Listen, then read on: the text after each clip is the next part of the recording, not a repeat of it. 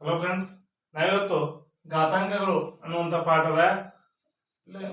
ಪಾಠದಲ್ಲಿನ ಲೆಕ್ಕಗಳನ್ನ ನೋಡ್ತಾ ಇದ್ದೀವಿ.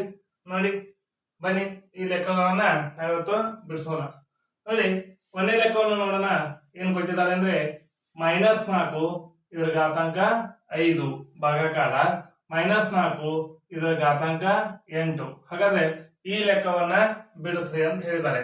ನಾವು ಯಾವ ರೀತಿಯನ್ನ ಬಿಡಿಸ್ಬೇಕಂದ್ರೆ ಈ ಲೆಕ್ಕವನ್ನು ಬಿಡಿಸಿ ಉತ್ತರವನ್ನು ಎದುರಾಗಿರ್ಬೇಕಾಗಿದೆ, ಘಾತಾಂಕ ರೂಪದಲ್ಲಿ ಇಡಬೇಕಾಗಿದೆ. ನೋಡಿ, ಇದು ನಮಗೆ ಈಗಾಗಲೇ ಏನ್ ಗೊತ್ತಿದೆ ಅಂದ್ರೆ ಘಾತಾಂಕಗಳ ನಿಯಮಗಳು ಗೊತ್ತಿದ್ದಾವೆ.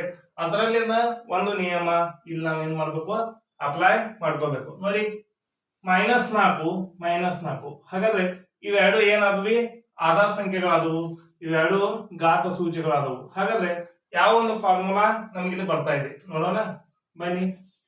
ಎ ಘಾತಾಂಕ m ಭಾಗಾಕಾರ ಎ ಘಾತಾಂಕ n. ನೋಡಿ, ಆಧಾರ ಸಂಖ್ಯೆ ಏನಾಗಿದೆ, ಒಂದೇ ಆಗಿದೆ. ಮತ್ತು ಈ m ಘಾತಾಂಕಗಳು ಏನಾಗಿದ್ದಾವೆ, m ಮತ್ತು n ಗಳು ಆಗಿದ್ದಾವೆ. ಹೌದಾ? ಹೀಗಾದಾಗ ನಮಗೆ ಇದ್ರ ಉತ್ತರ ಏನಾಗ್ತಾ ಇದೆ ಅಂದ್ರೆ ಎ ಘಾತಾಂಕ m ಮೈನಸ್ n. ಈ m ದಲ್ಲಿ ಈ n ಅನ್ನ ಕಳಿಬೇಕು. ನೋಡಿ, ಅದೇ ರೀತಿಯಾಗಿ ಇದನ್ನು ವಿಚಾರ ಮಾಡಿದಾಗ ಏನಾಗ್ತಾ ಇದೆ, -4 ಘಾತಾಂಕ 5 ಭಾಗಾಕಾರ -4 ಘಾತಾಂಕ 8. ಹಾಗಾದ್ರೆ -4ನ್ನ ಹಾಗೆ ಇಡೋಣ, 5 -8. ಹಾಗಾದ್ರೆ 5ರಲ್ಲಿ -8 ಅಂದ್ರೆ 5ರಲ್ಲಿ 8ನ್ನ ಕಳಿಬೇಕು. ನೋಡಿ, ಇಲ್ಲೊಂದು ಪ್ಲಸ್ ಇಲ್ಲೊಂದು ಮೈನಸ್ ಇದ್ದಾಗ ಫಸ್ಟ್ ನಾವೇನ್ ಮಾಡ್ಬೇಕು, ದೊಡ್ಡ ಸಂಖ್ಯೆಯಲ್ಲಿ ಚಿಕ್ಕ ಸಂಖ್ಯೆಯನ್ನ ಕಳಿಬೇಕು. ನೋಡಿ, -4. ಹೌದಾ? ದೊಡ್ಡ ಸಂಖ್ಯೆ ಯಾವುದು, 8. 8ರಲ್ಲಿ 5ನ್ನು ಕಳೆದಾಗ 3 ಇರ್ತೈತಿ. ದೊಡ್ಡ ಸಂಖ್ಯೆ ಹಿಂದೆ ಚಿಹ್ನೆ ಯಾವ್ದಿದೆ, ಮೈನಸ್ ಇರೋದ್ರಿಂದ -3 ಅಂತ ಬರೀಬೇಕು. ಹೌದಾ? ಈ ರೀತಿ ಬಂದಾಗ ನೋಡಿ, ಘಾತಾಂಕ ಏನಾಗಿದೆ, ಮೈನಸ್ ಬಂದಿದೆ. ಹಾಗಾದ್ರೆ ಇದು ಪ್ಲಸ್ ಹೇಗೆ ಮಾಡ್ತೇವೆ ಅಂದ್ರೆ ಈ ಒಂದು ಆಧಾರ ಸಂಖ್ಯೆಯನ್ನ ಏನ್ ಮಾಡ್ಬೇಕು, ಕೆಳಗೆ ಬರ್ಕೋಬೇಕು. 1 ಡಿವೈಡೆಡ್ ಬೈ -4.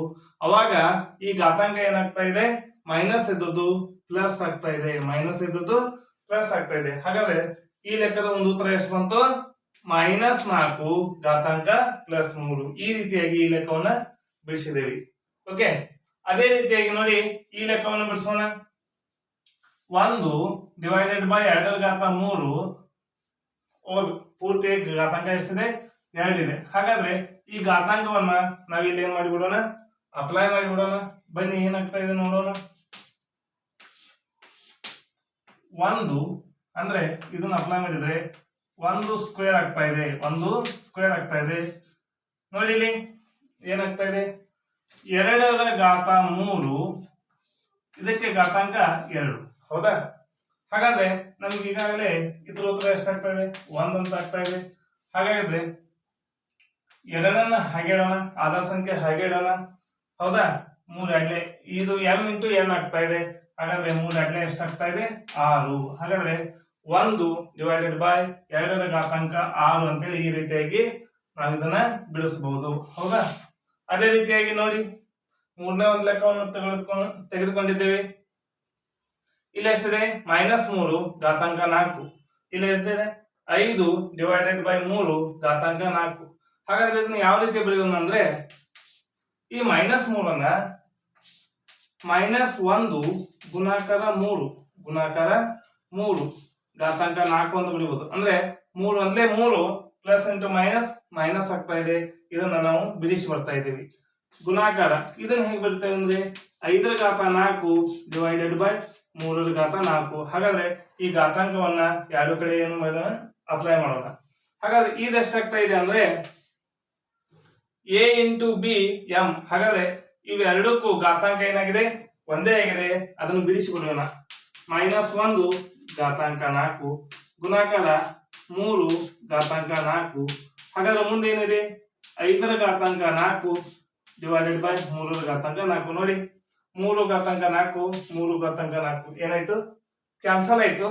ಹಾಗಾದ್ರೆ ನೋಡಿ ಇಲ್ಲಿ ಬರ್ತಾ ಇದ್ದೀನಿ, -1 ಘಾತಾಂಕ 4 ಗುಣಾಕಾರ 5ರ ಘಾತಾಂಕ 4. ನೋಡಿ, -1 4 ಸಲ ಗುಣಿಸ್ಬೇಕು. ಅಂದ್ರೆ -1 ಹಾಗಾದ್ರೆ ನೋಡಿ, -1 ಗುಣಾಕಾರ -1 ಗುಣಾಕಾರ -1 ಗುಣಾಕಾರ -1 ಹೌದಾ? ಹಾಗಾದ್ರೆ ಏನಾಗ್ತಾ ಇದೆ ಇದು? -1 ಇಂಟು -1 ಪ್ಲಸ್ 1 ಆಗುತ್ತೆ, +1 -1 -1 ಆಗ್ತದೆ, ಮತ್ತೆ -1 +1 1 ಆಗ್ತಾ ಇದೆ. ಹಾಗಾದ್ರೆ ಉತ್ತರ ಏನಾಗ್ತಾ ಇದೆ? +1 ಆಗ್ತಾ ಇದೆ. ಗುಣಾಕಾರ 5 ರ ಘಾತಾಂಕ 4. ನಮಗೆ 1 ರಿಂದ ಯಾವುದೇ ಸಂಖ್ಯೆಯನ್ನು ಗುಣಿಸಿದಾಗ ಏನಾಗ್ತಾ ಇದೆ? ಅದೇ ಸಂಖ್ಯೆ ಬರ್ತಾ ಇದೆ. ಯಾಕಂದ್ರೆ ನಾವಿಲ್ಲಿ ಉತ್ತರಗಳನ್ನು ಎತ್ತರಾಗಿ ಇಡಬೇಕಾಗಿದೆ, ಘಾತಾಂಕಗಳ ರೂಪದಲ್ಲಿ ಇಡಬೇಕಾಗಿದೆ. ಆದ್ದರಿಂದ ಈ ರೀತಿಯಾಗಿ ಈ 3 ಲೆಕ್ಕಗಳನ್ನು ಬಿಡಿಸಿದ್ದೇವೆ. ಓಕೆ, ಈ ರೀತಿಯಾಗಿ ಈ ವಿಡಿಯೋನ ಈಗ ಮುಗಿಸ್ತಾ ಇದ್ದೀವಿ. Thank you.